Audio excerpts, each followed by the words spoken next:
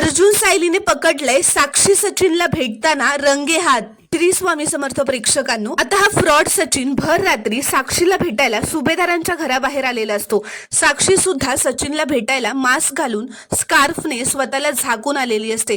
पण तेवढ्यात आता गेट उघडा दिसल्याने अर्जुन आणि सायली बाहेर बघायला येतात की एवढ्या रात्री गेट कसा काय उघडा झाला। तेव्हा त्यांना सचिन साक्षी दिसतात। अर्जुन विचारतो, सचिन तू कोणाशी बोलतोयस? तर सचिन अर्जुन सायलीला बघून खूपच घाबरतो आणि साक्षी मात्र तिथून पळून जात असते। तर अर्जुन आता तिथलं लाकूड फेकून तिला मारतो। साक्षीला ते लाकूड लागतं आणि ती खाली पडते। तर सायली तिला पकडायला तिच्या मागे पळत जाते, पण साक्षी आता उठून उभी राहते आणि साक्षी आणि सायलीच्या झटापटीत साक्षी सायलीच्या चेहऱ्यावर ओढणी गुंडाळून गाडीत बसून पळून जाते।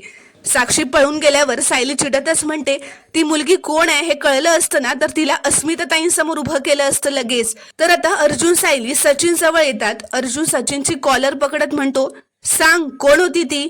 सायली म्हणते, सचिन भाऊजी कोण होती ती मुलगी आणि एवढ्या रात्री तिला भेटायला तुम्ही गेटच्या बाहेर का आलात? अर्जुन सचिनला म्हणतो, तू अजूनही अस्मिताताईला धोका देतोयस ना? तुला भेटायला मुलगी आली होती इथे, गर्लफ्रेंड होती ना ती तुझी? बोल। तर सचिन मनातच म्हणतो, याचा अर्थ अर्जुनला हे कळलं नाहीये की ती साक्षी शिकरे होती, कारण अर्जुन सायलीने त्या मुलीचा म्हणजे साक्षीचा चेहरा बघितलेला नसतो। तर आता सचिन नाटकच करत म्हणतो, अरे अर्जुन मुलगी नव्हती ती, पुरुष होता तो। तर अर्जुन म्हणतो, खोटं बोलतोयस ना तू?